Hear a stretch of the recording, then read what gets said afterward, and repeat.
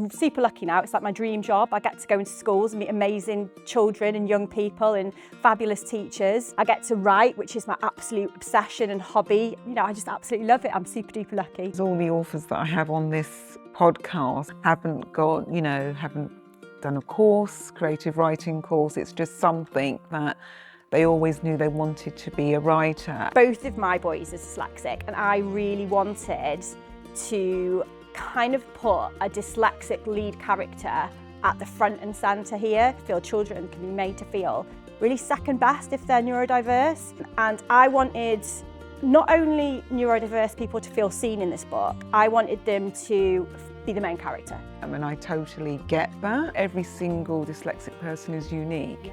And it's important that uniqueness, getting that, I think, that message across to children as well, in terms of not following the crowd. You are unique, you are amazing, which you probably do with your sons, and which has been drawn out in Felix and the Future Agency.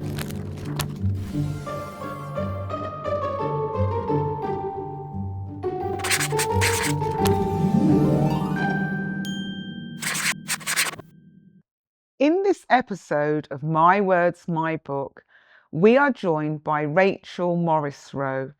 Rachel is a best-selling author. She loves creating wondrous stories for children, and her new middle grade title, Felix and the Future Agency, is full to the brim with big magic. Rachel once worked at Battersea Dogs and Cats Home. Rachel lives in the north of England with her family and a silly dachshund. Rachel, why did you become an author? So I don't think I really knew ever what I wanted to do when I left school. I knew that I liked writing, but I did struggle with my spelling. So I never really thought that being an author was something that would be open to me, because I couldn't spell, and I still can't spell, to be really honest. And so I sort of, I drifted into various different careers. I was a stable hand at riding stables. I was an estate agent for a year. And then I went into doing more sort of PR focused roles, which, because I enjoy that side of things, so I thought I'd sort of be okay at doing that, and I was good. I liked it. It was really good fun, but I just never sort of felt like I found my calling. The best thing was that I got to work at Battersea, and then I got to take dogs for a walk on my lunch break, which was just heavenly. But I think I probably liked that job more for the dogs rather than the work I was doing. And then when I had my two boys, we moved from London back to the northwest. My husband had got a job up there. And I was obviously, when they were like, Harry was 2 and Jack was a few weeks old, and I was reading lots of picture books to them. And I just thought, oh God, I used to love my writing so much at school. I wonder if I can try again. And so I did. I had a go, and I started writing picture books. I started writing in rhyme. And to be really honest with you, the first probably 3 or 4 that I did were absolutely shocking. They were so terrible.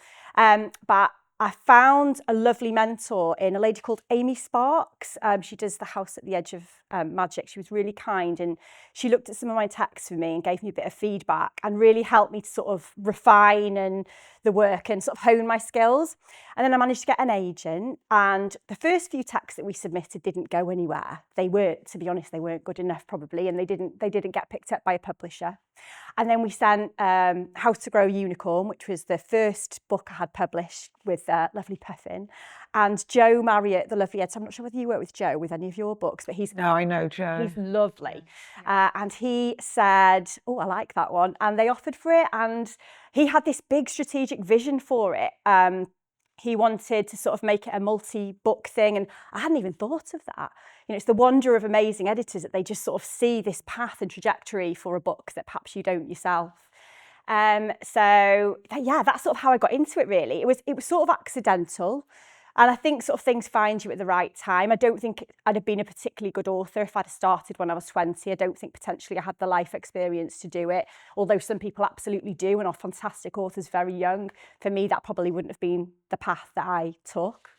But yeah, I'm super lucky now. It's like my dream job. I get to go into schools and meet amazing children and young people and fabulous teachers. I get to write, which is my absolute obsession and hobby, and do all this amazing, I just absolutely love it. I'm super duper lucky. So yeah, that's how I got into it.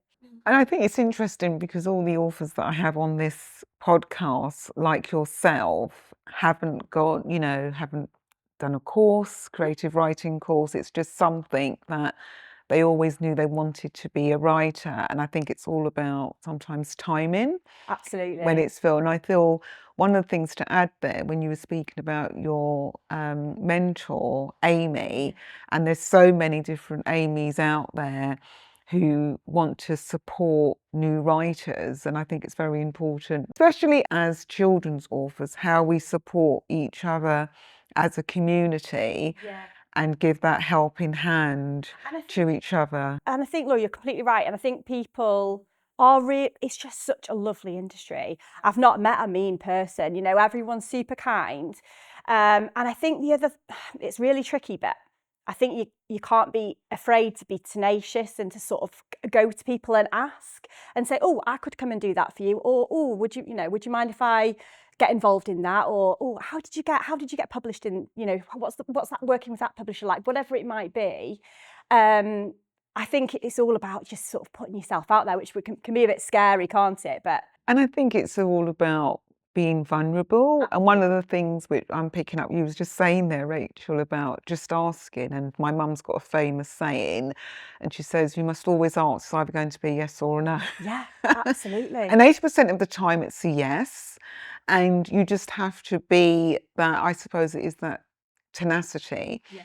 And I hear from many emerging authors saying, but I've tried this way, that way. And I would say, just hold on. Yeah. You will find a publisher and or an agent that will love your book idea. You may have to tweak it slightly. And even ourselves as quote unquote well-known authors, we still get no's. Oh my gosh, I reckon, I'm not going to say I get more no's than yeses because that sounds terrible. But there is a balance of it. And like the first books I sent out to agents all got rejected. I didn't get the agents with the first book, picture books. I had to write more picture books.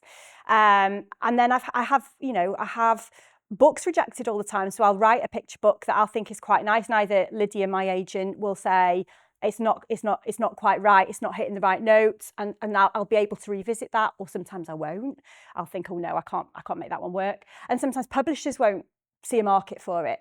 And so I think, but in a way, I always sort of see it as a good thing, because if it's not being published, it's not being published for a reason. I wrote my first middle grade, about 5 years ago, and it went out on submission and it didn't sell, and I was heartbroken. I literally cried myself to sleep. I was absolutely devastated. But now I look back and I think, thank goodness it didn't, because I don't think it was very good. Well, I'm sure it was all right, but I look back now and I know I could have done a better job. And the lessons I learned from that one went into helping me write middle grade, which I'm absolutely in love with, which is obviously Felix, which I'm going to talk to you about a bit later. But so I learned the lessons from that one, and I hope it's gone into making this a really special book.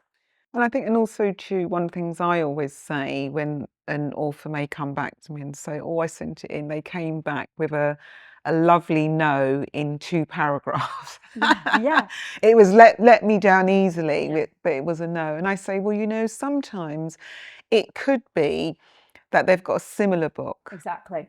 Or a few books. It could be financially no. It's say not yet. Not yet. And hold on to that. Yeah, or maybe they've got like an author that's really similar. So if you're writing in rhyme, for example, on the picture book stage, and then they've got another author that does something really similar, does humorous rhyme, and you're doing humorous rhyme, it's really hard for them to publish 2 such similar books, as you say, or 2 such similar authors. Because often when a publisher invests in you, they're not investing in one book, they're wanting to build you as a brand. So they're looking at you with that sort of longevity in mind. So how am I going to grow this author? And I think that was something that I sort of had to learn quite quickly, really, and that the industry taught me.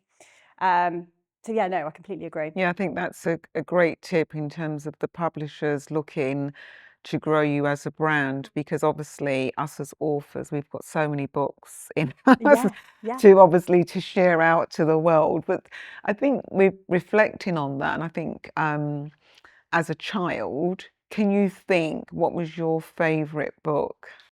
Yeah, so oh gosh, I had a few, but I think one that really stuck with me was Funny Bones. I don't know, did you remember Funny Yeah. Bones? And I don't know why I love it so much. So I am a bit of a fan of all things kind of spooky and dark, and I always have been right since I was little. Like I always say, I'm a bit kind of a bit Barbie and a bit witchy. Like I've got the two What a sides. mixture. Yeah, exactly. What a I'm mixture. literally, I like the pink fluffy No things. judgment. I'm not judging. I like the pink fluffy things, but I also like the darker spooky things. So I've got this sort of two sides to my personality. But definitely as a child, I loved anything spooky, and I think that was my first taste of what what a spooky book was like. And I loved the wordplay, the dark house. And I think kind of as a writer myself, I especially with my picture books, I love wordplay. I think it's a really sort of creative process when you're writing, and it's almost like you're not writing a song, but in a way, you're thinking about how this is going to sound out loud.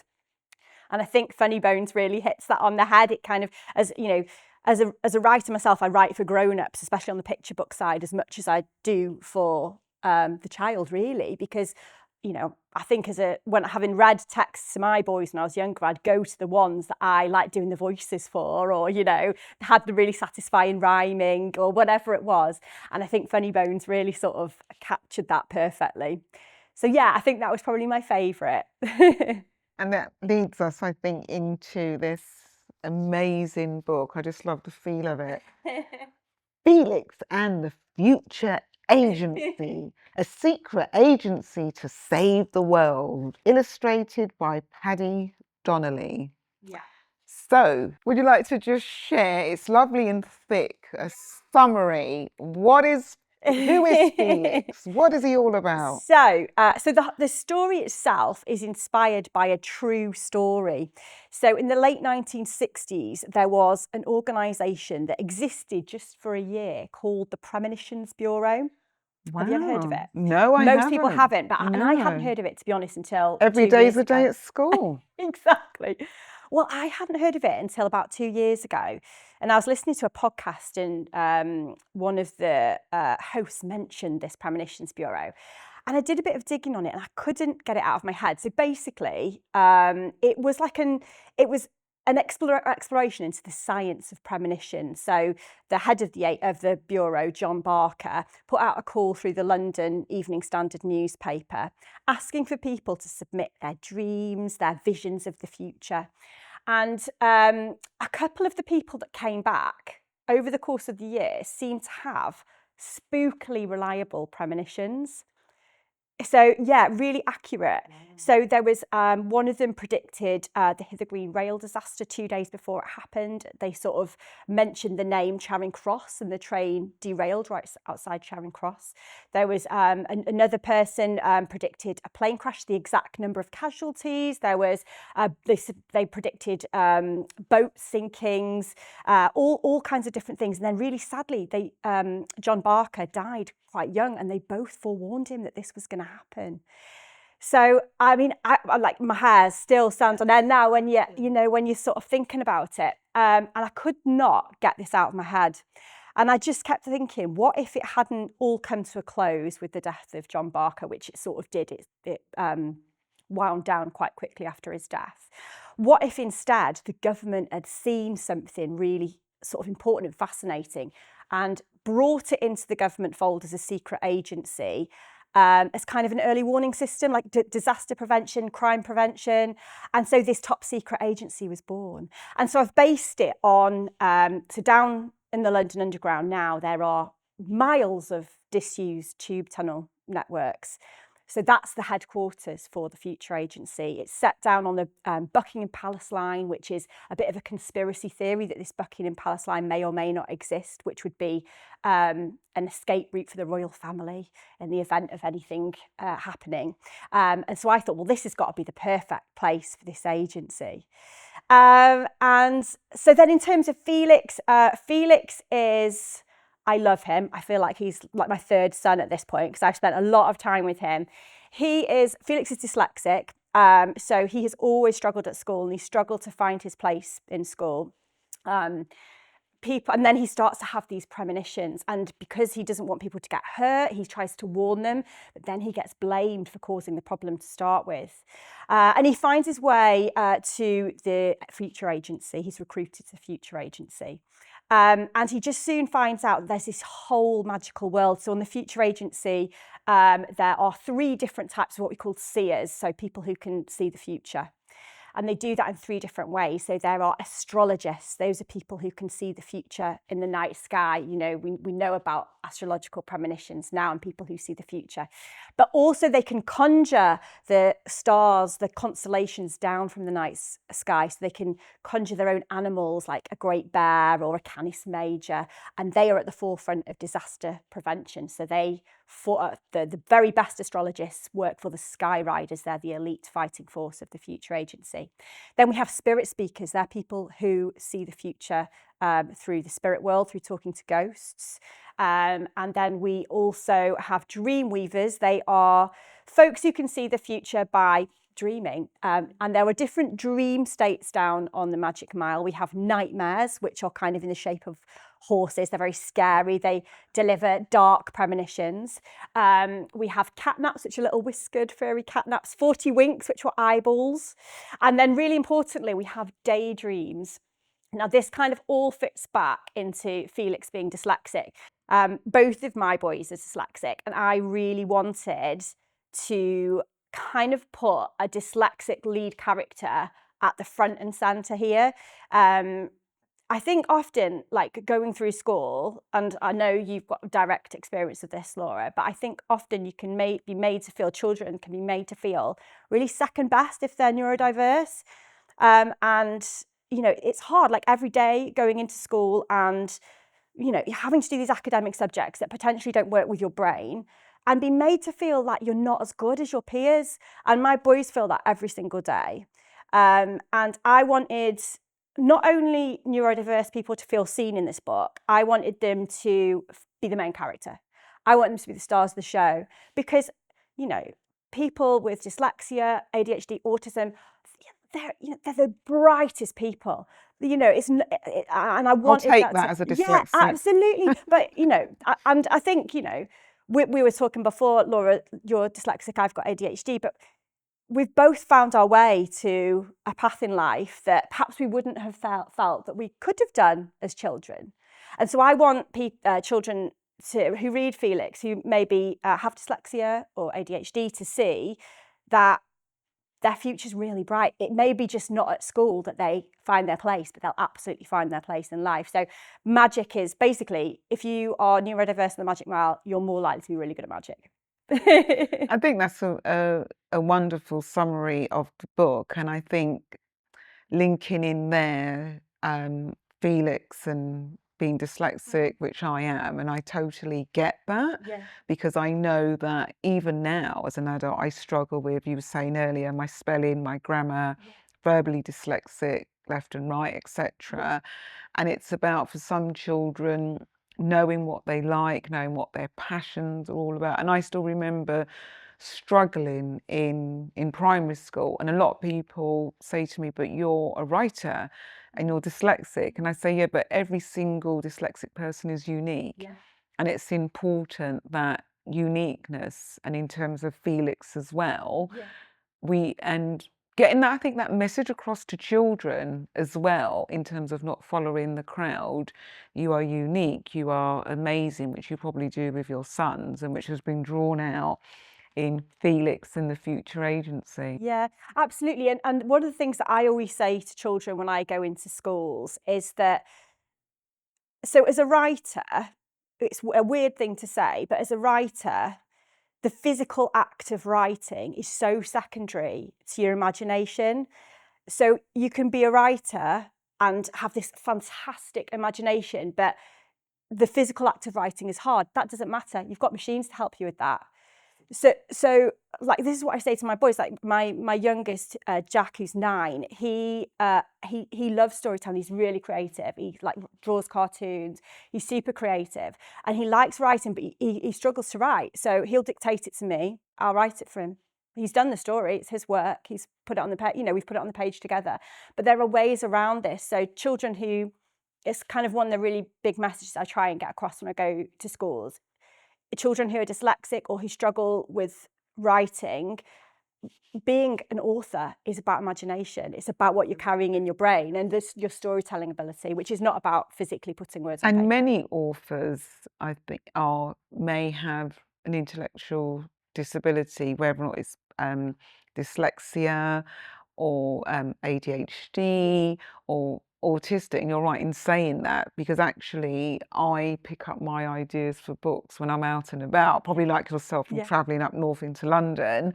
Is you think of something, and we had Joseph Kadelia in here, and I was interviewing him, and he was saying he has his little notebook, and I use my phone if I think of an idea, and then I write it down. So it is about your imagination, getting your idea onto paper.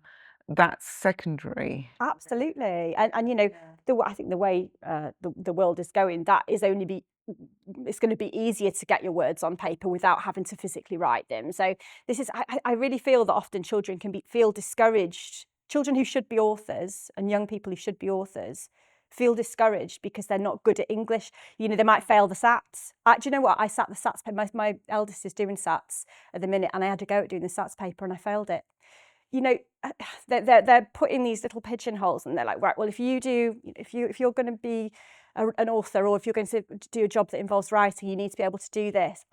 I don't agree with it. I just think, actually, you know, it's all about your imagination. And that's not a criteria in terms of measuring intelligence. Of course it isn't. Absolutely not at all. Yeah. And thinking of Felix with his intelligence, and I know it's probably a difficult question, but do you have a favourite page in the book? So it's the illustrations are amazing. So I should say now, the illustrator is the amazing Paddy Donnelly. He's fantastic, and he's just done the most wonderful job. So there's gorgeous illustrations throughout it. My favourite one, can I pick up a copy? Is that okay? So my favourite one is probably just the back page, because I think it sort of summarises exactly kind of the big magic of the story, because we've got Lydia and Felix on her Celestor, who's called Sky. He's a link Celestor, and they're flying over the city of London. And that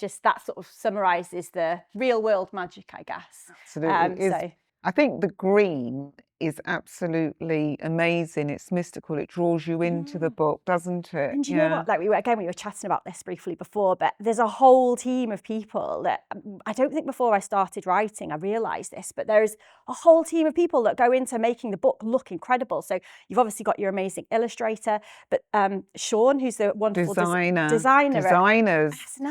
Flowers to the designers, please. I know, absolutely. They are just incredible, and all the types, is it called font typeset? I'm going to get my words wrong here, but the title, you know, that's all done by the design team, and it just looks absolutely incredible. So I'd seen the design concept before I'd seen the illustrations, and green's my favourite colour. So as soon as it came through, Felix is called Felix Green because green is my favourite colour. And so when it came through, I just thought, oh, this is perfect. I love it. And if you was interviewing yourself, Rachel, what question would you ask yourself about Felix and the future agency? I think I would ask myself about kind of the real world magic that's in the book. So I studied history at uni. That was one of my favourite subjects. I loved it. And so often with my middle grades, I'll try and pin my fantasy world onto real life or onto history. So you have some of the ghosts that you'll meet. There are real, you know, ghost ghosts down on the Magic Mile. So there's William Terrace, who was an actor at the Adelphi Theatre in the 18th century. So you'll meet him down there. He's very flamboyant and fabulous. You'll meet William Shakespeare, he's down there. There's the Wicked Witch of Camden Town, who was accused of witchcraft in the 1600s. She's called Mother Redcap, and you'll meet her down there. She's really funny and basically just teases William Shakespeare the whole time. And then there's, in terms of real world, there's a magical shopping street called Enchantment Embankment, which you'll find down on the Magic Mile on this Buckingham Palace line, which has got kind of shops like, it's got a cafe called Prunella's, which is a giant pumpkin where you can go in and get yourself a pumpkin spice latte. You've got Davina Moons, which is a magical shop for she sells fairy cakes, but the cakes actually fly because they're fairy cakes. Samuel Spelling's Spectacular Stationers, where you can pop down and get yourself what we call a prema notebook. That's something that records all of your premonitions magically. But we also have the real life shops in London. So there are magical shops in London, all round, but there are some in Covent Garden that I mentioned in the book and that have quite a big role in the book. Watkins Books, which is a beautiful independent shop which readers can go and visit themselves. And I think that's what I hope really makes the magic feel kind of familiar and attainable to children, is that you can go and visit some of the sites in the book. You can go into the magic shops that Felix goes into. In terms of the magical system itself, all children know that there's stars in the sky.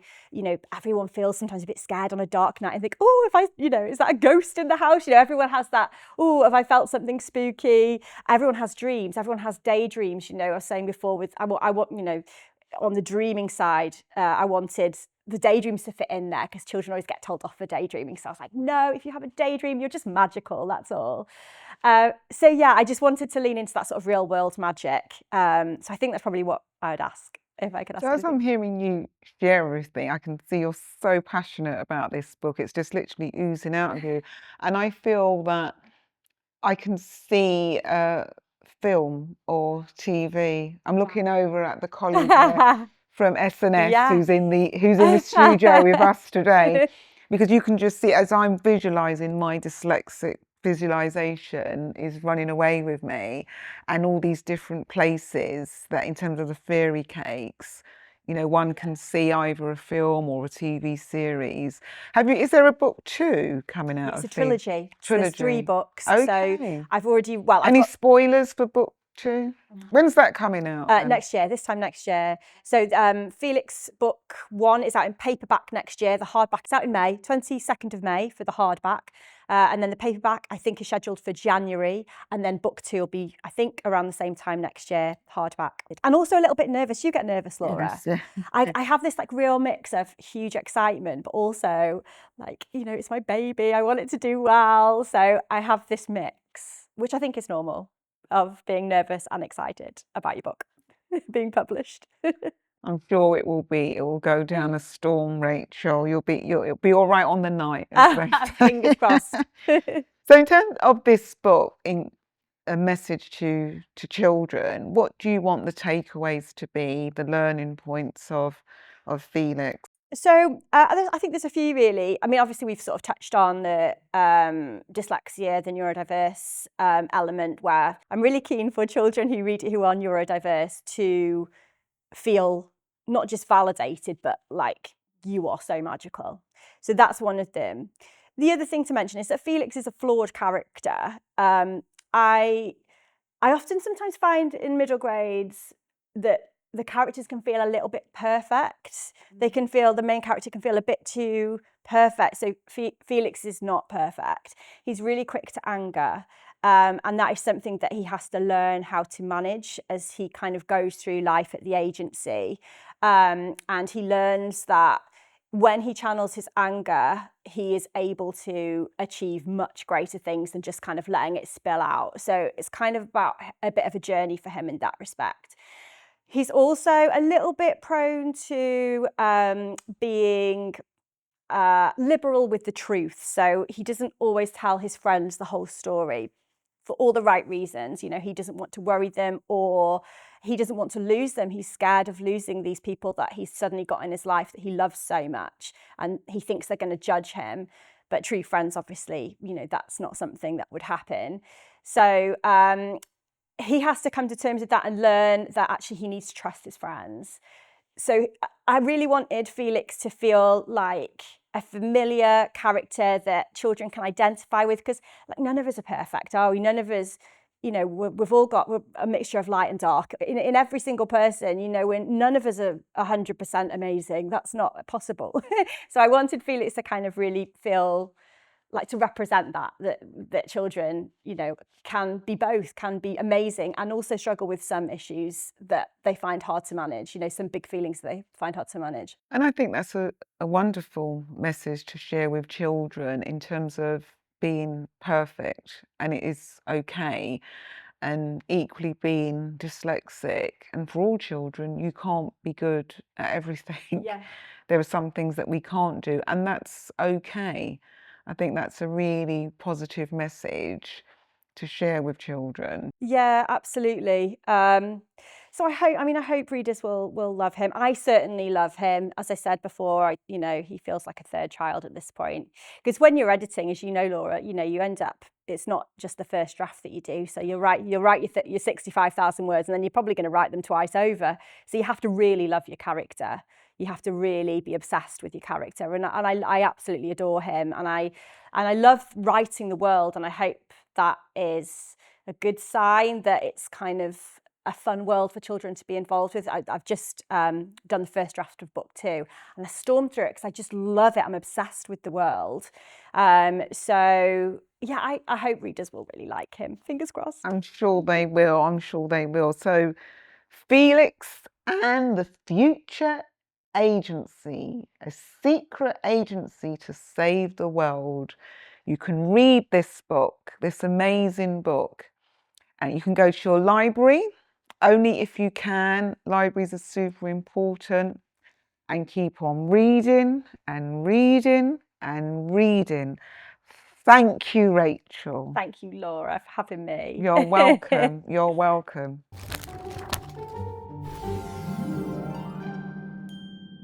This podcast was woven in partnership with our friends at Tapestry, the childhood education platform. They have kindly devised the educational resources for each podcast interview. Tapestry helps you celebrate children's learning, improve communication with families, and streamline your admin with powerful booking, invoicing, and management tools, giving you more time for what matters, the children and you. Visit tapestry.info to find out more. This podcast series was recorded at the Quick Brown Fox Video Production Studios in Wandsworth Town, London, with top-notch equipment and a knowledgeable team who are always happy to help. Recording our podcast has been a breeze.